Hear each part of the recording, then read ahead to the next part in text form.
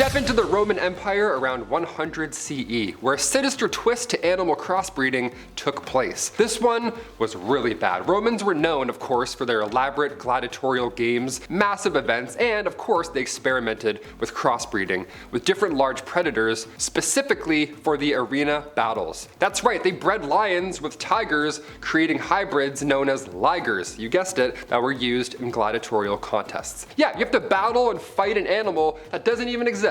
Good luck, we're playing God. The resulting creatures were of course terrifying in or out of battle, combining the ferocity of both species. Now, how did these monstrous hybrids affect the spectators' views on these crazy events? Did the Romans see them as a triumph of human ingenuity or a grotesque display of power? I'm betting they went, yeah, fight, and that's all they went. Probably it. Chinese dragon hybrids. In ancient China, around 500 CE, a particularly eerie form of animal crossbreeding emerged. This one's got Game of Thrones written all over it. Scholars attempted to create hybrid creatures that resembled the mythical dragons of Chinese folklore. They tried to make dragons. Are you kidding me? What are we doing? They crossbred various large reptiles such as lizards and snakes, praying to capture the dragon's mythical traits. Can you imagine that? What if it worked? They're like, oh my god, run! The result was a disturbing array of hybrid creatures with dragon-like features, but often grotesque and fearsome appearances. Wasn't exactly a dragon, but definitely was not a dragon. How do these hybrids fit into Chinese mythology? Are all those dragon paintings real? Did they nail it?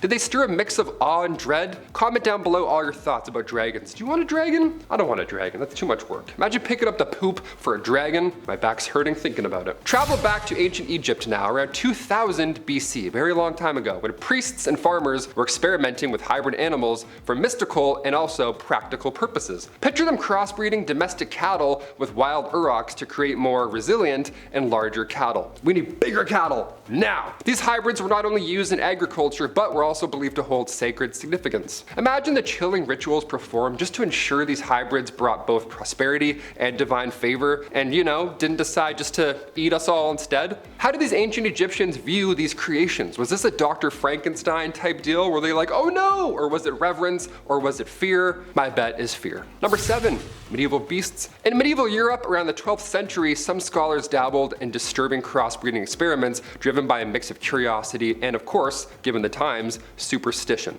That was most of it. One particularly unsettling practice involved crossbreeding domestic pigs with wild boars. We need a piggier pig. Let's go. This created hybrids known as boar pigs, which in my opinion, a little uncreative. Could have called it a dragon or something. And they were both prized for their meat and feared for their aggression. These hybrids were bred to enhance traits for hunting and consumption, but their violent tendencies often led to horrifying accidents. Yeah, of course, you make a new crazy animal and you're like, oh, it's not friendly. No, neither are you. What are you doing? Imagine the fear these creatures instilled in medieval hunters. I mean, it's medieval times and now it's getting even worse.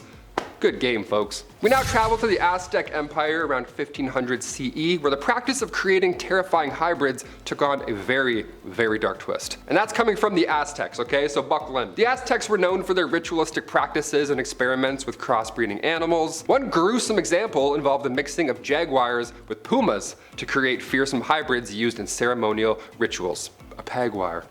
A Juma. I can't say a Juma, definitely can't say that one. Maybe that's why they didn't make a name for this. These hybrids, with their combined ferocity, were believed to possess supernatural powers. Imagine the chilling ceremonies where these chimeras were paraded before the gods. What must you have thought? Did these creatures embody the Aztecs' desire for control over the natural world? Or were they simply and only a tool of intimidation? Our journey now takes us to Babylon around 1800 BCE. Here, sheep were vital for both wool and meat, right? Definitely need both of those to survive. Babylonian farmers began crossbreeding different sheep breeds to get better wool and, of course, more meat.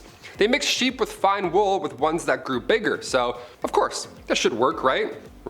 Why go through all of this trouble? High quality wool was a huge trade commodity and meat was essential for meals, so sounds like an amazing plan. This one didn't get too crazy. This one they kinda nailed and it was okay, but imagine the excitement as these early farmers improved their flocks, creating sheep that were not just more productive, but also economically valuable. You just made more food. It's like, hey, we didn't make a dragon, but we're not nearly as hungry.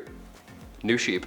Roman horse breeding. Let's gallop now to the Roman Empire around 100 CE, where Roman breeders were all about creating the ultimate cavalry horses. They crossed sturdy Iberian horses with speedy Eastern breeds to produce more powerful and agile steeds. Why? Why would they do all this? Well, because these improved horses were crucial for military campaigns and of course travel across the empire. It's not a small empire, I'll tell you that. Picture these horses in action, making a real difference in battles and transportation. That is huge. That is a major step for the Roman Empire. The better horses meant stronger cavalry and faster, more efficient communication across the vast Roman world. Yeah, didn't have a BlackBerry back then. You can't just be like, be there in 10, bye.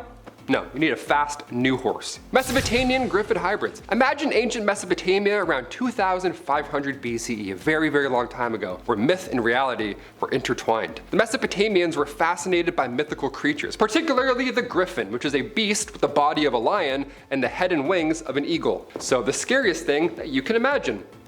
Some early scientists and magicians, believe it or not, they experimented with crossbreeding lions and eagles, hoping to create real-life griffins. Now, the resulting hybrids were fearsome and exotic, often paraded in rituals or used as symbols of power because, well, what I just described, pretty powerful. A lion with wings? Can't beat that. So how did these hybrid creatures influence Mesopotamian art and culture? Did they serve as a bridge between mythology and reality, or did they evoke a deep sense of the uncanny? Probably a little bit of all of the above. Indian elephant hybrids in ancient India. Right, around 500 CE there were reports of attempts to crossbreed elephants with other large animals like buffaloes, all to create hybrid beasts with unique traits. Yeah, traits to stomp the enemy away. That's pretty much what we're looking for here. These experiments were driven by the desire to produce elephants with enhanced strength or specialized characteristics for ceremonial purposes. Yeah, let's make the elephant stronger. Why not? The hybrids, often grotesque in appearance, were all used in grand processions and rituals. Imagine the awe and unease at the same time that these creatures inspired among onlookers. I wouldn't watch that parade at all. If I did, I'd stand 50 yards back because that is a terrifying creature. And number 1, Byzantine camel hybrids. In the Byzantine Empire around 600 CE, there were attempts to crossbreed camels with other large desert animals like horses or donkeys, all to create hybrids suited for both riding and carrying many heavy goods. These experiments were aimed at improving efficiency in harsh desert environments, because that's a struggle, obviously. But the resulting creatures, with their strange mix of camel and horse features, they were both fascinating and disgusting to look at. Yeah, they were terrifying beasts. Picture these hybrids navigating the deserts. Also, so scary. The deserts of the Byzantium, how did these unusual animals impact trade and travel in that empire? Did they symbolize the empire's ingenuity, or did they highlight a more unsettling aspect and approach of animal manipulation and crossbreeding? What do you think, folks? Comment down below all your thoughts and theories, and we'll see you next time on Bumblebee. I'm gonna take a sip of water, because this is a lot of words, and we're doing all right. 5 minutes? Okay.